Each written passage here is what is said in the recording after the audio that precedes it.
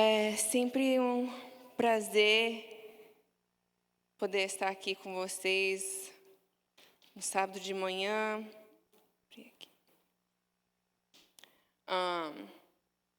Ainda mais num sábado assim, o último sábado do ano, último sábado do nossa série de sermões natalino.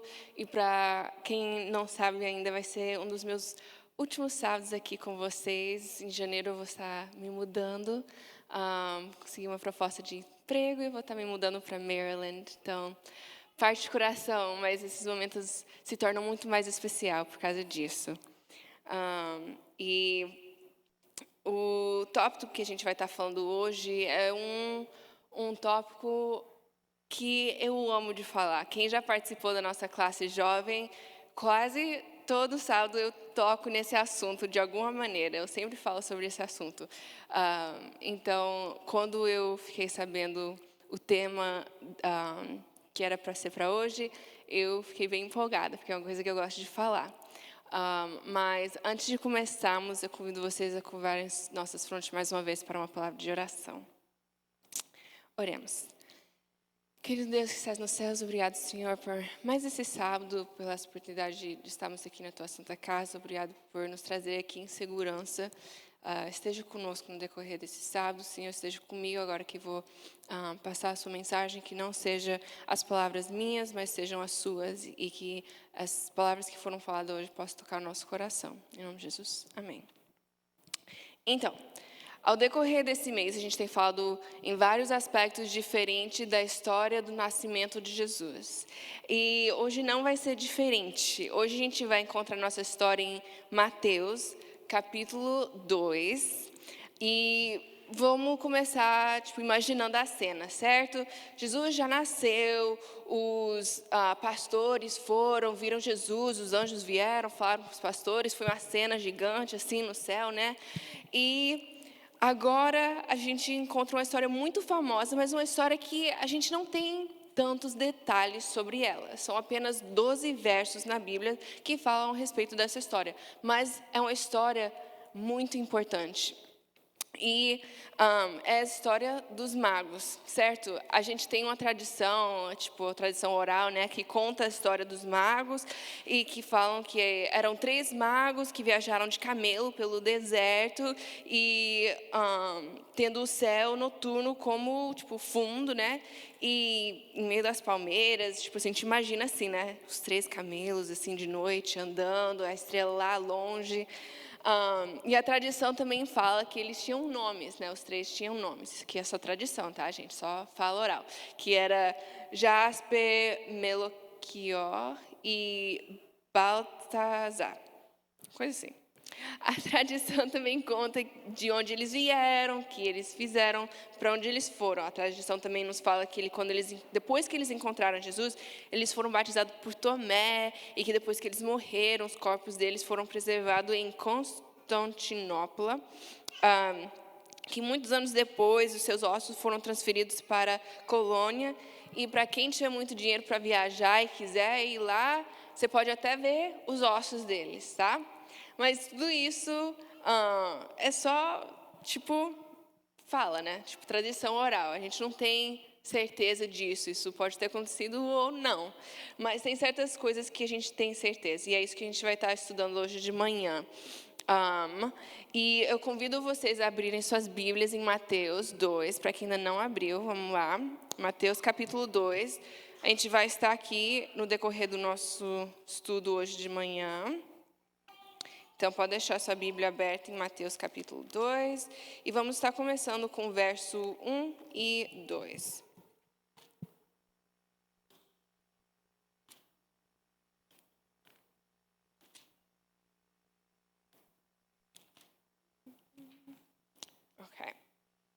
Ok. Mateus capítulo 2, verso 1 e 2. Diz assim: Tendo Jesus nascido em Belém, na Judéia, em dias do rei Herodes, eis que vieram uns magos do Oriente a Jerusalém e perguntavam: Onde está o recém-nascido rei dos judeus? Porque vimos a sua estrela no Oriente e vimos para adorá-lo. Vamos parar aqui. Então, a gente vê aqui que os magos eram homens estudiosos, certo? Eles eram do Oriente, vamos ver os detalhes aqui. Eles eram do Oriente, certo? Eles eram homens estudadosos, porque eles viram a estrela e sabiam o que essa estrela significava. Mas a gente tem que entender um pouco o histórico, para a gente entender como eles sabiam isso, certo? Então, os países que ficavam no Oriente, que ficava o leste, né, de Israel, eram países babilônicos, da Pérsia, essas coisas assim. Se a gente lembra o Antigo Testamento, a gente lembra que quem conquistou Israel naquelas épocas, muito tempo atrás, foi Babilônia, depois a Pérsia, certo? E até tem israelitas famosos na história deles, como hebreus famosos, né, igual Daniel, certo? Daniel era um homem muito poderoso, influente naquela época deles. Então, faz senso, né, que eles podiam ter acesso às informações e profecias hebraicas, certo? E a gente também sabe que aqueles países eram países que estudavam muito astrologia, eles estudavam as estrelas, os sábios da época, certo? Eles tinham muito entendimento dos céus. Então, esses homens provavelmente eram homens que estudavam muito as estrelas e aí, quando viram uma estrela diferente, quando viram algo diferente, eles começaram a pesquisar. E no estudo deles, eles encontraram essa profecia.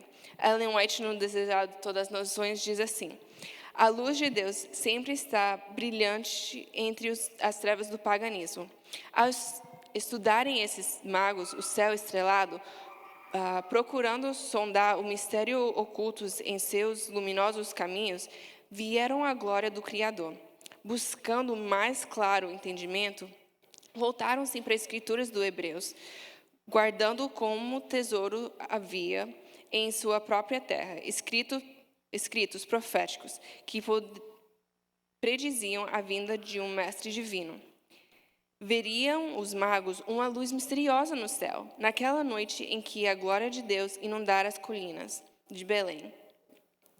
Ao desvançar-se a luz, surgiu uma luminosa estrela que permaneceu no céu.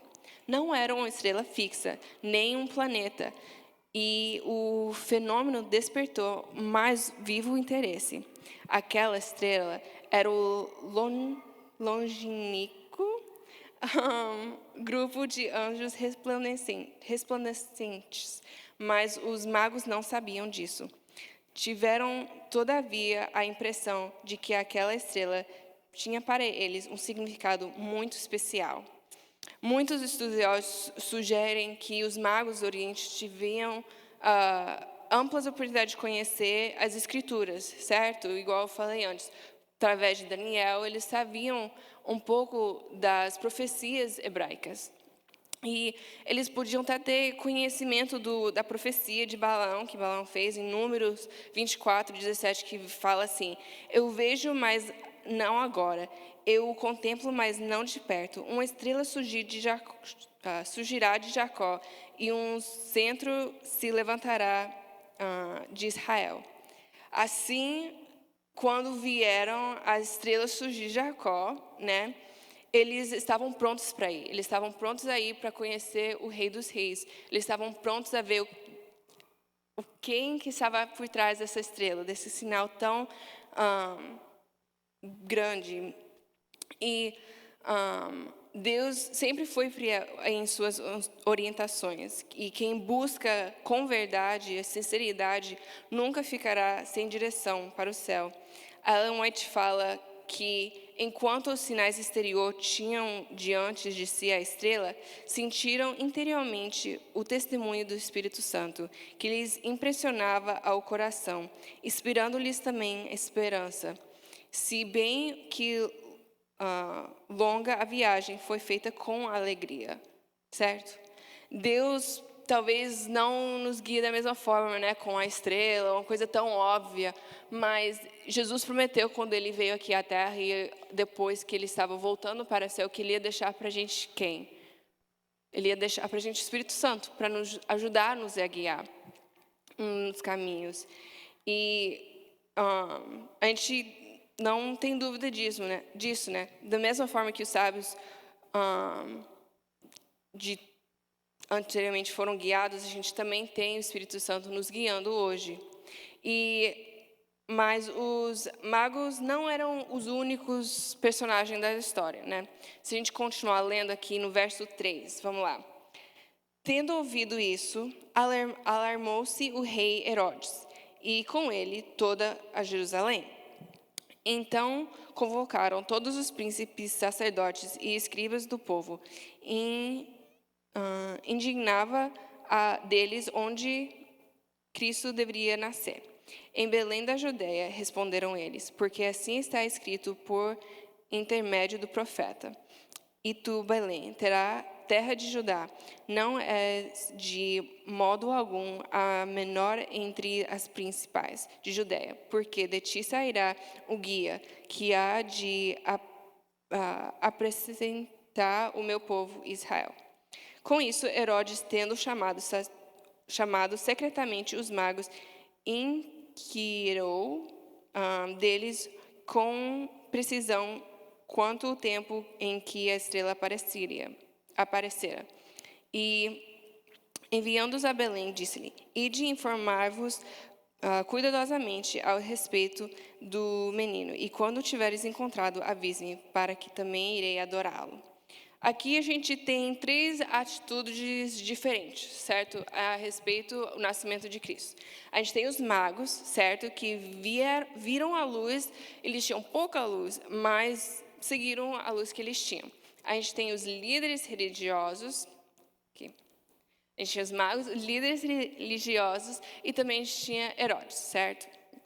Então vamos entender um pouquinho mais de cada um. Os magos não eram judeus, eles não pertenciam ao povo da aliança, eles não iam ao templo, eles não estudavam igual os estudiosos da época, os líderes religiosos da época estudavam, mas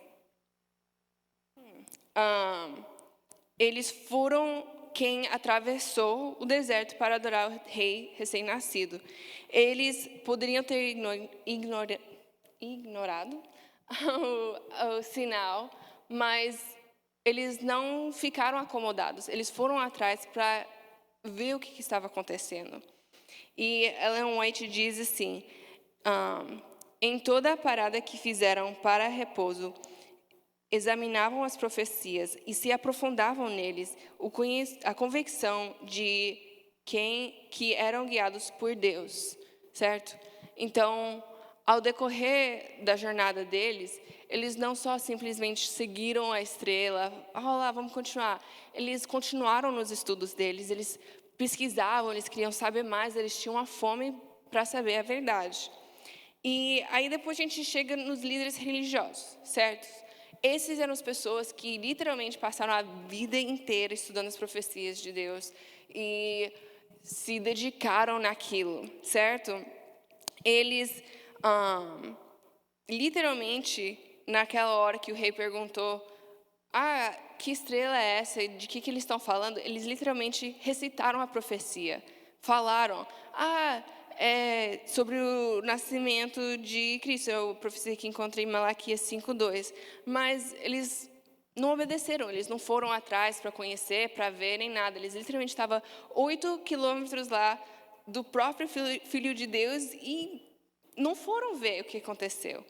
Os sacerdotes tinham um orgulho religioso que os cegou e os impediu de ver o sinal que Deus estava tentando lhes mostrar. E isso nos mostra que é possível conhecer a Bíblia e ainda assim perder Jesus. Frequentar a igreja, conhecer as doutrinas e dominar as profecias não garante um coração rendido. Informação bíblica sem obediência espiritual endurece nossos corações. Os sacerdotes estavam aquietados e acreditavam que se Deus tinha algo importante para falar para eles, Deus ia falar diretamente para eles. Deus não ia usar outros povos, Deus não ia usar os pastores, Deus não ia usar o mago, os povos que eram gentios. Eles estavam tão orgulhosos em si mesmos que eles pensavam, se Deus tem algo de importante para falar, a gente vai ser os primeiros. E isso criou eles uma cegueira que eles não viram os sinais que Deus literalmente estava colocando na sua frente. Ellen White também fala que os sacerdotes e anciões de Jerusalém não eram ignorantes a respeito do nascimento de Cristo, como fizeram. A notícia da visita dos anjos aos pastores foram levadas a Jerusalém, mas os rabis tinham recebido com pouco digna de atenção. Eles próprios poderiam haver encontrado Jesus e estando preparados para conduzir os magos ao lugar em que nascera. Ao invés disso, porém, foram eles que lhes vieram chamar a atenção para o nascimento do Messias. Nem mesmo irem a Belém a ver se essas coisas eram assim. Eles foram e levaram um povo a considerar o interesse em Jesus como despertamento fanático. Aí começou a rejeição de Cristo pelos sacerdotes e rabis. Daí cresceu o seu orgulho e obstinação, até se tornar em dedicado ódio contra o Salvador. Enquanto Deus abria a porta aos gentios, estavam os chefes judeus fechando-a a si mesmo. A gente vê aqui que eles sabiam, né? A gente talvez lê aqui na Bíblia, a gente viu o nascimento aqui de Cristo, no capítulo 1, e logo entra aqui a visita dos magos, né? E talvez as pessoas lendo podem pensar, eles não sabiam antes, talvez eles não estavam preparados, mas não. Os anjos, literalmente, tinham, alguns dias antes, provavelmente, aparecido aos pastores. E a gente sabe que quando os pastores saíram depois de encontrar com Jesus, eles não permaneceram calados. Eles foram falando para os povos. E não tem como eles, então, de ignorar ou negar o fato que alguma coisa tinha acontecido, certo? E a gente vê isso, eu acho, como a misericórdia de Deus. Deus tentando, vez e vez de novo, falar para o seu povo, olha, eu cheguei, estou aqui, certo? Primeiramente, ele apareceu para os pastores, que eram judeus, certo? Mas aí depois ele falou, vocês não escutaram na primeira vez, então vou te dar outro sinal. Mas eles continuaram com seus corações duros, porque não era da maneira que eles pensaram que ia ser. E temos aí agora o próximo, nosso último personagem, que é Herodes. Herodes era um homem muito cruel. Se a gente ler a história dele, ele matava muita gente. Ele matou até as pessoas na sua família, matou sua esposa, matou 2 irmãos por causa de medo que ele tinha de traição. Ele pensou que eles eram traidores, e então ele fazia umas coisas que eram loucura. Casou 9 vezes para concretizar poder, essas coisas assim. E a gente vê aqui que os magos estavam buscando o rei, mas Herodes tinha medo do rei que queria destruí-lo. E a gente vê isso na resposta, no jeito que Herodes move nesse pedaço da história, certo? Primeiro ele vai e fala com os líderes. Depois que ele fica sabendo do que talvez possa estar acontecendo, ele fica com medo de que um rei, né, que seria igual ele, ia vir tirar o lugar dele. Não sabendo que esse rei não queria nada a ver com o trono dele, que o rei que estava vindo era uma missão bem maior do que aquilo. E aí ele vai e tenta enganar os homens, os magos, e fala, não, vai lá que eu também, e volta, porque eu também quero adorar esse rei, viu? Esse rei, a gente está todo mundo querendo saber quem que é, mas no fundo ele queria realmente era matar Jesus. E eu acho engraçado quando a gente lê a história, né, que Herodes estava tentando enganar os homens, certo? Mas no final da história, quem estava em controle era Deus. Não tem como a gente enganar a Deus, certo? E Deus sabia do que estava dentro do coração de Herodes, os planos de Herodes. E Deus proveu uma maneira de salvar Jesus. E a gente vai falar um pouquinho sobre isso mais na frente. Mas a pergunta então fica, né? Enquanto a gente lê essa história, a gente conhece esses personagens e a gente vê essas diferentes atitudes perante o nascimento de Jesus, certo? Você tem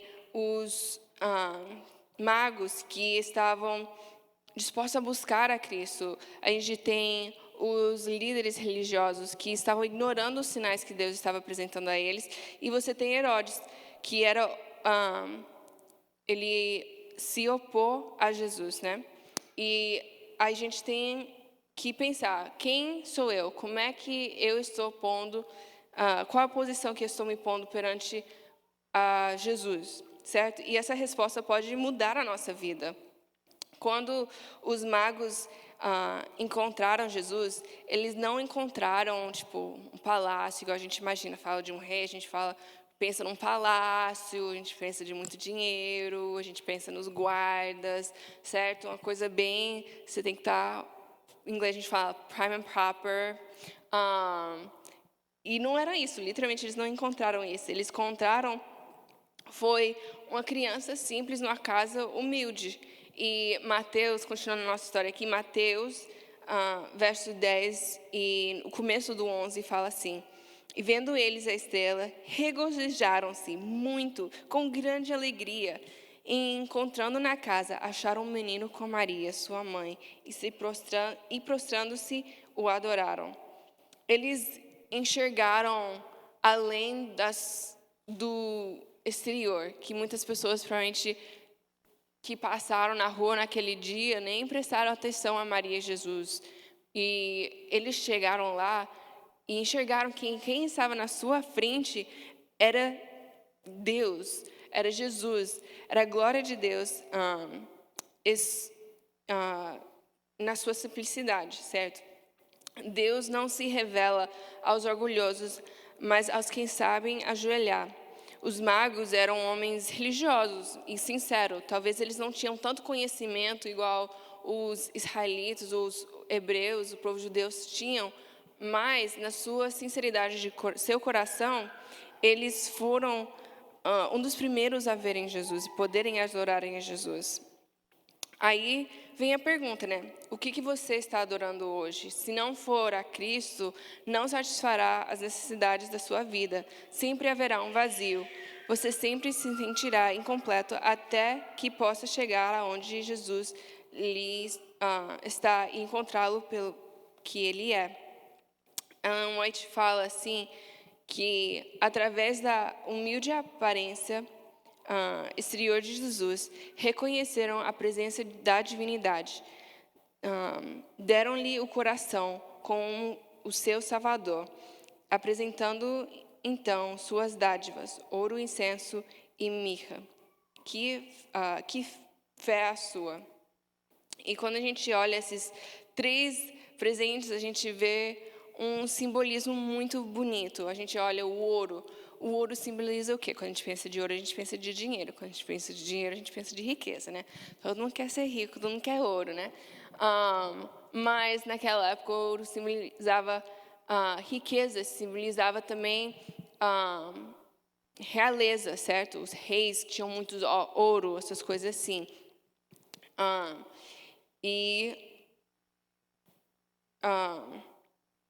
Apesar de Cristo ter nascido na pobreza e morreu na pobreza, ele ainda era o Filho de Deus, que tinha toda a riqueza desse mundo, certo? O próximo é o incenso, que simbolizava adoração.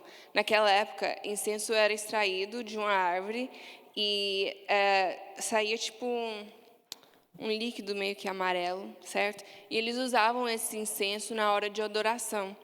E isso indica que a adoração a Jesus, eles estavam prestando adoração a Jesus, certo? Como um rei. E, por último, a gente tem a mirra. Mirra? É assim, né? Isso simboliza a missão de Cristo como nosso Salvador. Para quem não sabe, mirra era usada para embalsar e preservar os corpos mortos. Então, quando alguém morria, eles usavam mirra para, tipo, não feder e não decompor o corpo de uma maneira não boa. Então, a gente tem aqui, né? A gente tem a riqueza, a adoração e a missão. Os presentes relevavam a obra completa de Jesus. Não somente eram simbólicos esses presentes, mas eram práticos os presentes também. Ellen White fala que, assim, por meio das dádivas dos magos de um país estrangeiro, o Senhor providenciou os recursos para a viagem ao Egito e a estrada em terra estrangeira. E a gente vê também ao decorrer da história de Jesus, antes de Jesus morrer, Maria ungiu os pés de Jesus com incenso, e depois, quando Jesus morreu, eles usaram a mirra, né, para embalsamar o corpo de Jesus. Então, esses presentes eram não somente simbólicos e poderosos nos seus simbolismos, mas também eram práticos. E eu acredito que os magos, né, eles não tinham isso, tipo, pensando, olha, a gente vai levar isso porque ele vai ter que ir para o Egito, a gente vai ter que levar isso porque ele vai morrer.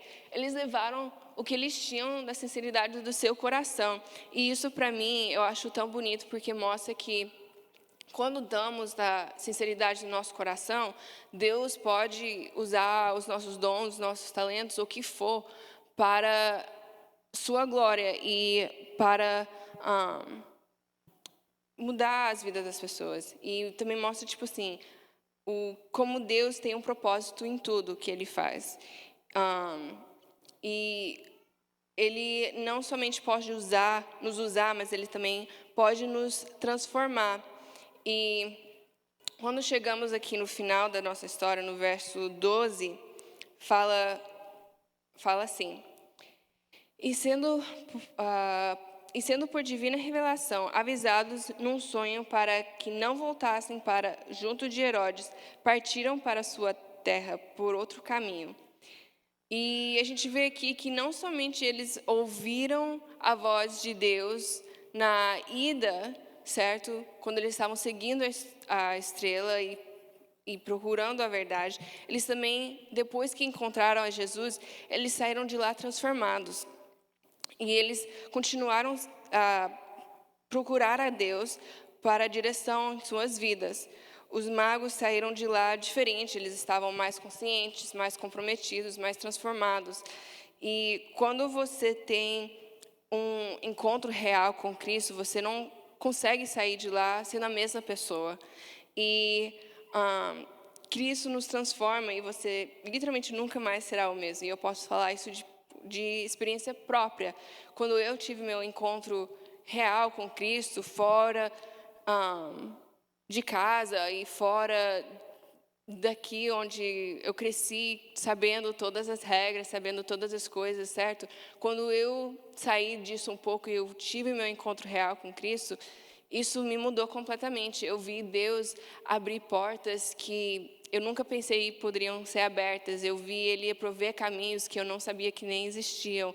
Eu vi Ele prover para mim e me usar também na vida dos outros em maneiras que eu nunca poderia ter imaginado. E isso só vem quando a gente abre nossos corações a ter um encontro real e sincero com Cristo. Quando a gente tem essa experiência, Deus promete nos guiar, certo? Ele deu o Espírito Santo para os magos, para guiá-los ao encontro a Cristo, e Ele também nos dá o Espírito Santo para nos guiar. Às vezes a gente não sempre entende a direção, a gente talvez não sabe o que vai acontecer próximo, mas igual os magos, a gente tem que ter a fé de ir e seguir o que a gente sente que Deus está chamando a gente para fazer. E a chegarmos ao final dessa série sobre o nascimento de Jesus, a gente aprendeu várias coisas no decorrer dessas 4 semanas, certo? A gente viu Deus entrando em uma família frágil, que Deus cumpriu suas promessas antigas, que Deus visitou pessoas simples, e a gente também está vendo hoje que Deus se revela a quem o busca. Aí a pergunta fica assim, é uma pergunta não teológica, mas uma pergunta pessoal. O que você fará com Jesus? Será que você é como Herodes, que o rejeitou? Você está rejeitando a Cristo? E você pode pensar, nossa, eu, adventista, rejeitar a Cristo, eu nunca faria isso. Mas você talvez está fazendo isso de uma maneira que você nem percebe, por outras coisas na frente de Cristo. Ou será que você está sendo como os líderes que sabem que Ele virá e não foram vê-lo? Será que você está tão preocupado com as doutrinas, as regras, as coisas, as profecias, que você não está prestando atenção à sua relação íntima com Cristo? Ou será que você está sendo como os magos, que buscaram adorar e voltaram transformados depois do seu encontro com Cristo? Talvez hoje Deus está usando uma estrela para chamar você. Talvez essa estrela não seja, literal, né? Mas talvez seja um sentimento de inquietação, ou uma pergunta, um vazio que você sente no seu coração, ou alguma coisa desse tipo. O meu convite para você é não ignorá-lo. Levanta-se, busca-se, ajoelhe-se e volta para casa por outro caminho, porque quem encontra o Rei jamais volta o mesmo. Quando temos um encontro real com Cristo, quando abrimos os nossos corações para Deus falar conosco e temos um relacionamento sincero com Cristo, não tem como você continuar a mesma pessoa, porque o amor de Cristo, tudo que Ele fez por nós, o sacrifício dele, nos comove e nos move a ser melhores, a serem pessoas diferentes. Então, esse é o meu convite para vocês hoje de manhã. E convido agora vocês